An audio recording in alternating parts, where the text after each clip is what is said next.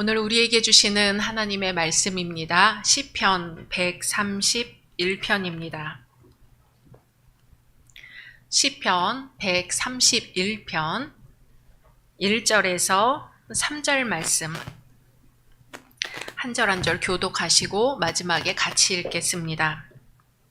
여호와여, 내 마음이 교만하지 아니하고 내 눈이 오만하지 아니하오며 내가 큰 일과 감당하지 못할 놀라운 일을 하려고 힘쓰지 아니하나이다.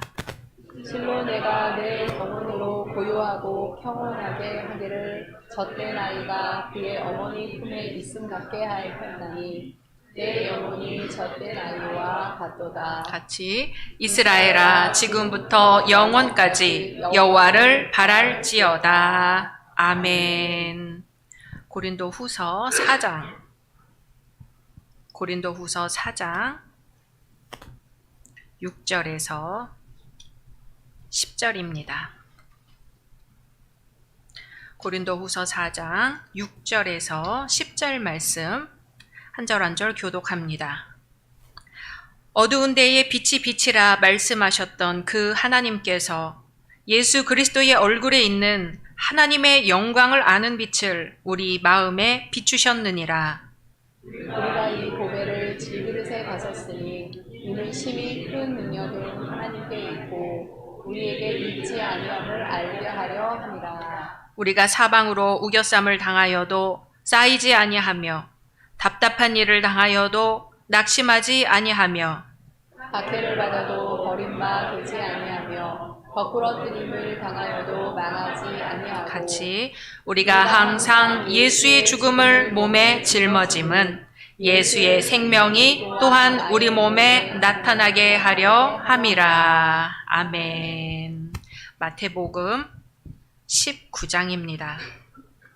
마태복음 19장 16절에서 마지막 30절 말씀까지입니다. 마태복음 19장 16절에서 30절 말씀 한 절 한 절 교독하겠습니다. 어떤 사람이 주께 와서 이르되 선생님이여, 내가 무슨 선한 일을 하여야 영생을 얻으리이까? 예수께서 이르시되 어찌하여 선한 일을 내게 묻느냐. 선한 이는 오직 한 분이시니라. 내가 생명에 들어가려면 계명 그를 지키라. 이르되 어느 계명이오니이까? 예수께서 이르시되 살인하지 말라, 간음하지 말라, 도둑질하지 말라, 거짓 증언하지 말라.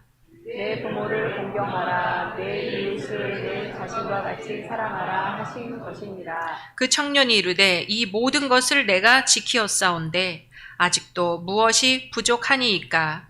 예수께서 이르시되 내가 운전하고자 할 텐데 가서 내 술을 팔아 다른 자들에게 주라. 그리하면 하늘에서 보화가 내게 있으리라. 그리고 와서 나를 따르라 하시니 그 청년이 재물이 많음으로 이 말씀을 듣고 근심하며 가니라.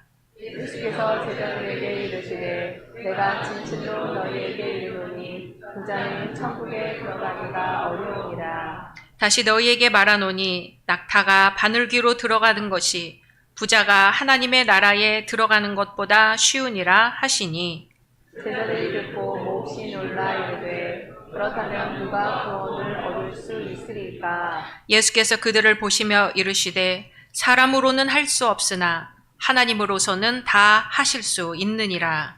이에 베드로가 대답하여 이르되 보소서 우리가 모든 것을 버리고 주를 따라 싸운데 그런즉 우리가 무엇을 얻으리까? 예수께서 이르시되 내가 진실로 너희에게 이르노니 세상이 새롭게 되어 인자가 자기 영광의 보좌에 앉을 때에 나를 따르는 너희도 12 보좌에 앉아 이스라엘 12지파를 심판하리라.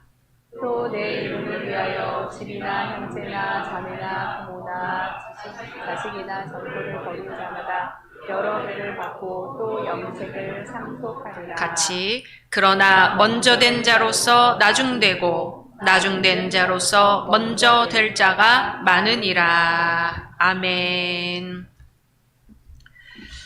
오늘 함께 예배 드리시는 모든 분들을 주님의 이름으로 환영하고 축복합니다.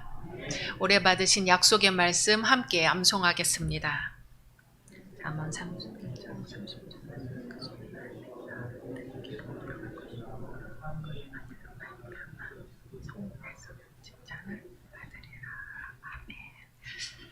말씀대로 이루어 주실 줄로 믿습니다.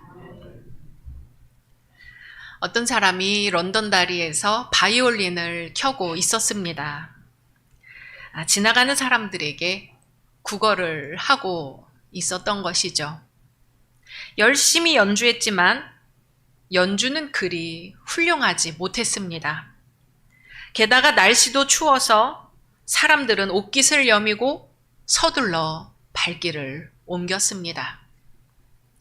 어느 누구도 이 불쌍한 사람에게 동전 한 입 던져주는 사람이 없었습니다. 날도 추운데 사람들의 시선마저 차가우니 이 사람은 점점 지쳐만 갔습니다. 그때 관광객으로 보이는 한 외국인이 불쑥 다가오더니 바이올린을 잠시 빌려주시겠어요? 하는 거였죠. 당황스러웠지만 그 여행객에게 바이올린을 내주었습니다. 그 여행객은 말없이 바이올린을 켰습니다.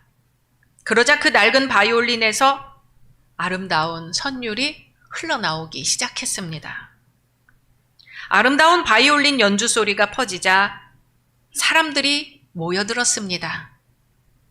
이 사람의 모자에는 동전이 쏟아지고 어느새 지폐가 쌓이기 시작했습니다.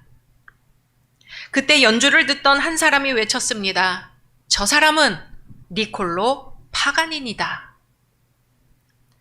낡은 바이올린을 켠 여행객은 당대 최고의 바이올리니스트 니콜로 파가니니였던 것입니다. 우리는 낡은 바이올린과 같이 보잘것없습니다. 하지만 그리스도의 손에 붙들리면 전혀 다른 아름다운 연주를 하게 될 줄로 믿습니다. 오늘 사도 바울은 사람을 질그릇에 비유합니다. 사람은 본디 흙에서 왔으니 흙으로 빚은 질그릇이라 해도 이상할 것이 없지요. 그런데 성도는 일반적인 질그릇과는 전혀 다른 질그릇입니다. 성도는 하나님의 영광을 간직하였기에 보배를 담은 질그릇입니다. 겉모양은 보잘것없는 질그릇이지만 예수 그리스도를 담고 있기에 보배를 담은 질그릇입니다. 고린도후서 4장 6절에 보니까요. 우리 안에 하나님의 영광을 아는 빛이 있다 말씀합니다. 우리는 그 빛을 담은 질그릇이죠. 하나님의 영광과 질그릇 한번 비교해 보세요. 닮은 면이 있을까요? 하나님의 영광과 질그릇 닮은 면이 전혀 없습니다. 하나님의 영광을 아는 빛 예수 그리스도지요. 그리고 질그릇은 흔하고 보잘것 없습니다. 그런데 그 질그릇이 하나님의 영광의 위대함을 드러내는 수단이 되는 겁니다. 사도 바울이 말하고 있는 이 질그릇은 고린도 가게에서 흔히 살 수 있는 값싸고 부서지기 쉬운 작은 도자기 등잔일 것이다 추측을 합니다. 당시 고린도에서는 값싼 도자기용 등잔이 주로 빛을 밝히는 데 사용되었습니다. 그런데 아무리 볼품없는 등잔일지라도 그 등잔에 불이 켜지면 어둠을 환하게 밝히는 빛의 역할을 하게 되는 것이죠. 사도 바울은 복음을 전하면서 사방에 우겨쌈을 당하고 압박을 당하고 매를 맞고 감옥에 갇히는 고초를 당했습니다. 바울 자신이 돌이켜보니까 자기만큼 연약한 사람이 없는 거예요.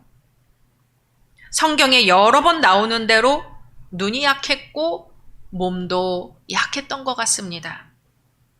그런데 인간적인 예상과는 전혀 다르게 하나님은 약한 바울을 안전하게 지키고 계셨습니다.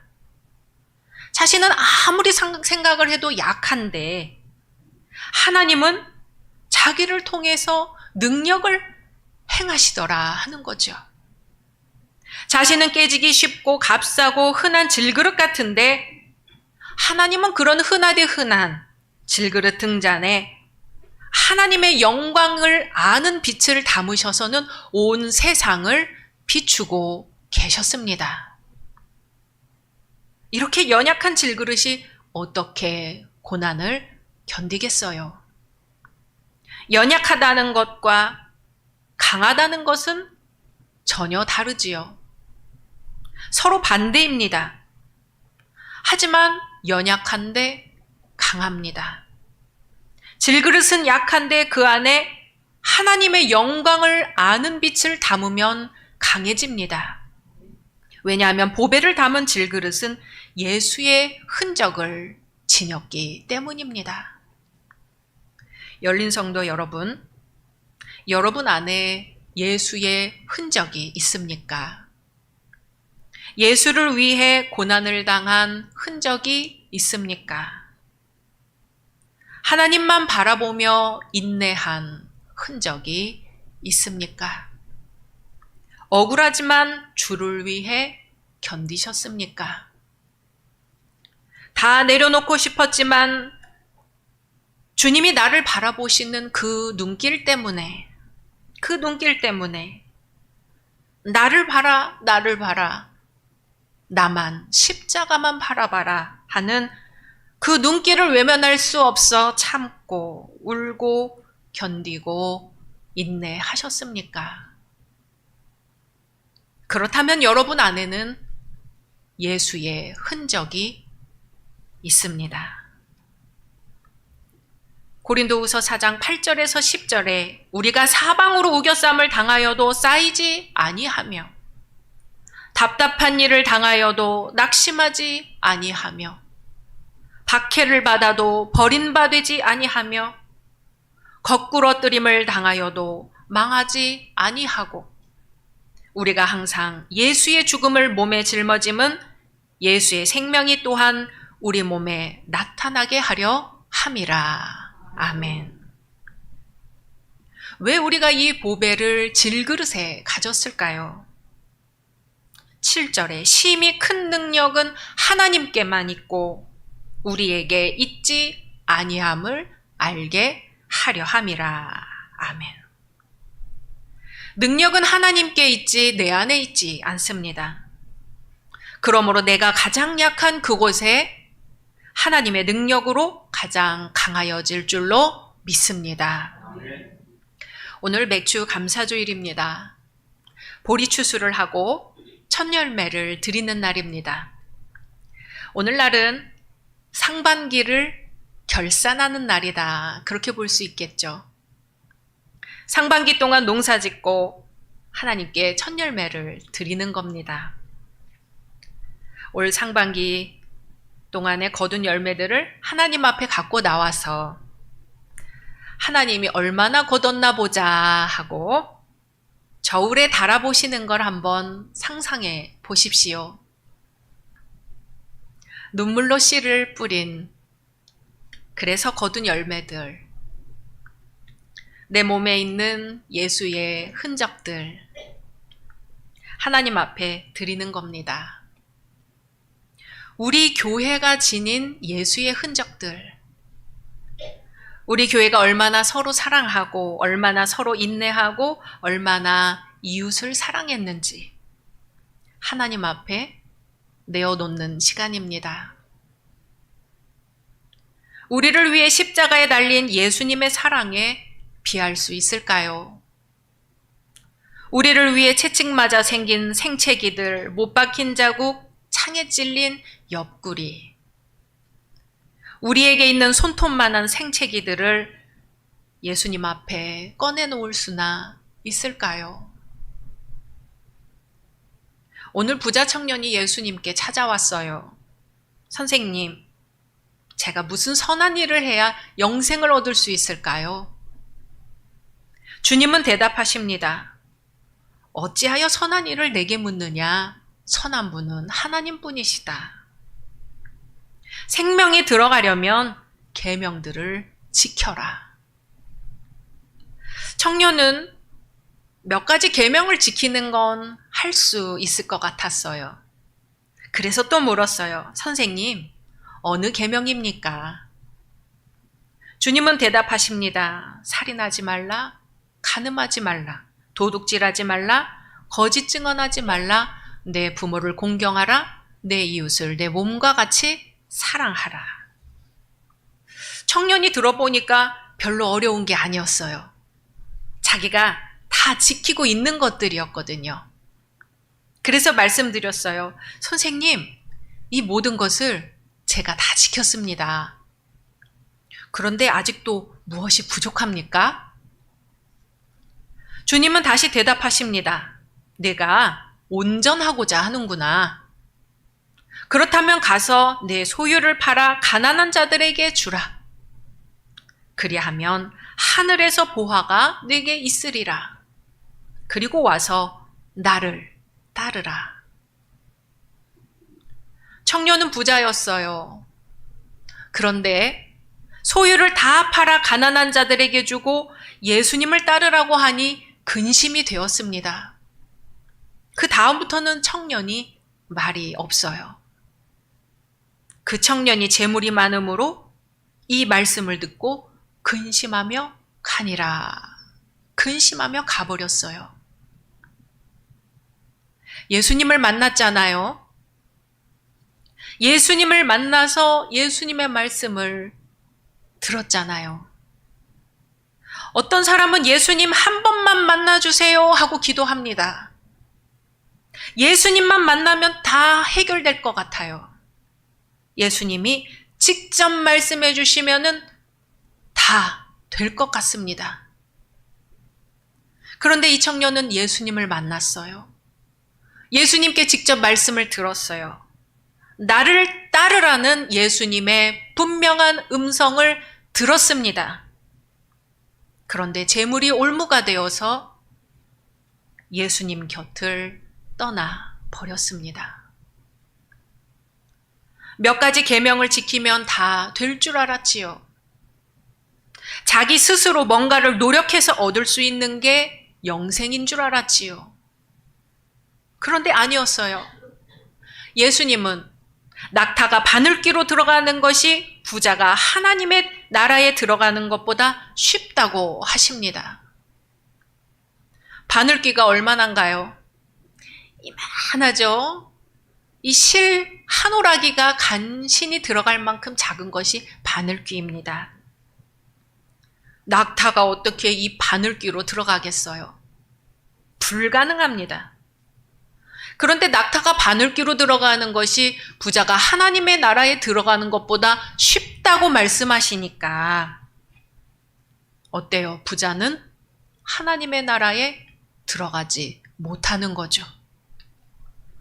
제자들은 이 말씀을 듣고 너무나 갸우뚱한 거예요. 제자들이 듣고 몹시 놀라 이르되 주님, 그렇다면 누가 구원을 얻을 수 있겠습니까? 사람으로는 할 수 없으나 하나님으로는 다 하실 수 있느니라. 아멘.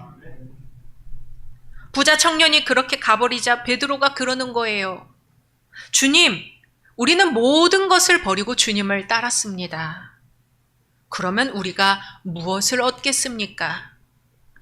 주님이 대답하시죠. 인자가 자기 영광의 보좌에 앉을 때에 나를 따르는 너희도 12 보좌에 앉아 이스라엘 12지파를 심판하리라. 또 내 이름을 위하여 집이나 형제나 자매나 부모나 자식이나 전토를 벌인 자마다 여러 배를 받고 또 영생을 상속하리라. 아멘. 청년은 재물을 버리지 못해 떠나갔는데 모든 것을 버려두고 주님을 따른 제자들은 오히려 여러 배를 받고 또 영생을 상속한다고 말씀하십니다. 우리는 부자 청년일까요? 제자일까요? 아니면 부자 청년과 제자 중에 어느 쪽에 더 가까울까요? 주님은 먼저 된 자로서 나중되고 나중된 자로서 먼저 될 자가 많다고 말씀하셨습니다. 부자 청년은 많은 걸 갖고 있어 먼저 된 자인 줄 알았겠지요.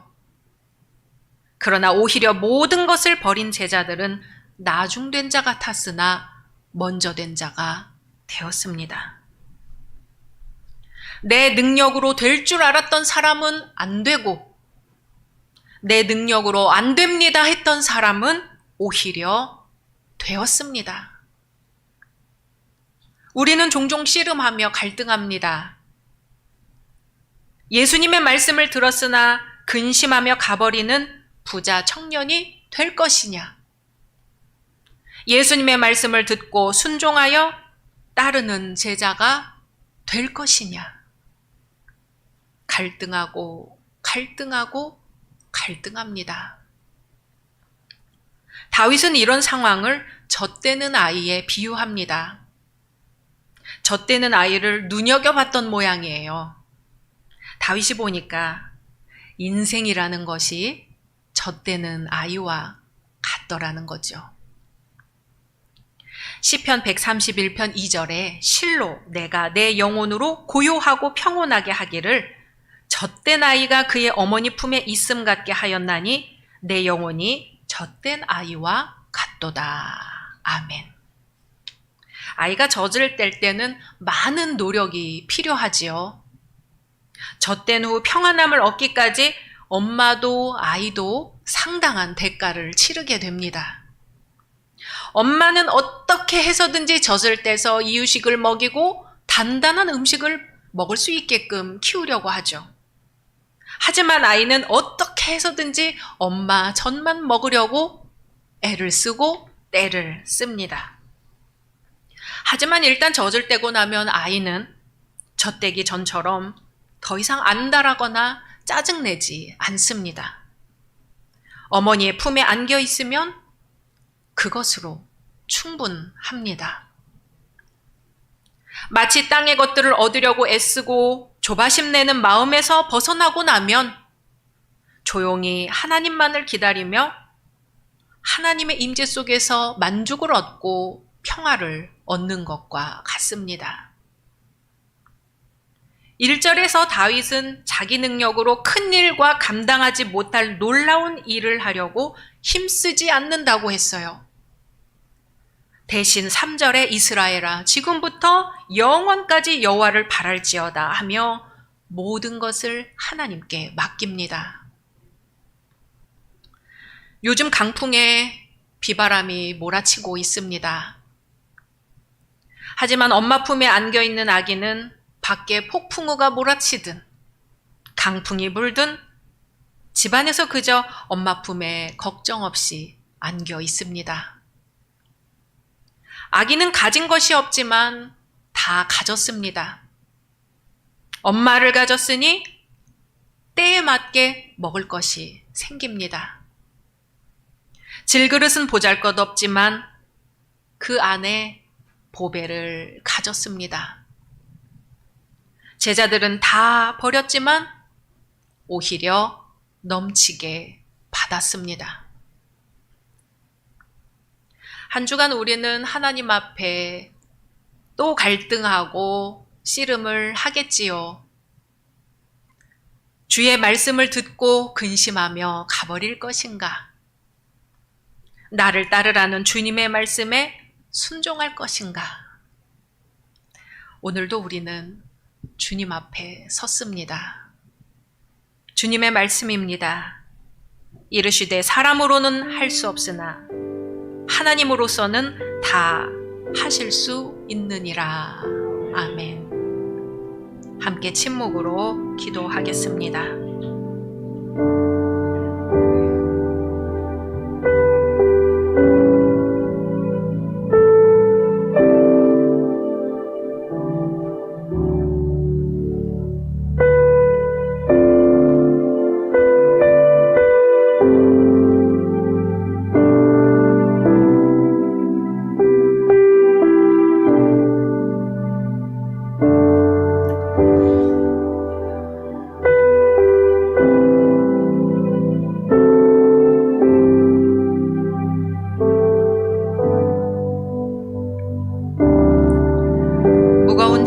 자들을 외면하지 않으시고 내게로 오라 하신 주님, 이 시간 주님께 짐을 내려놓습니다.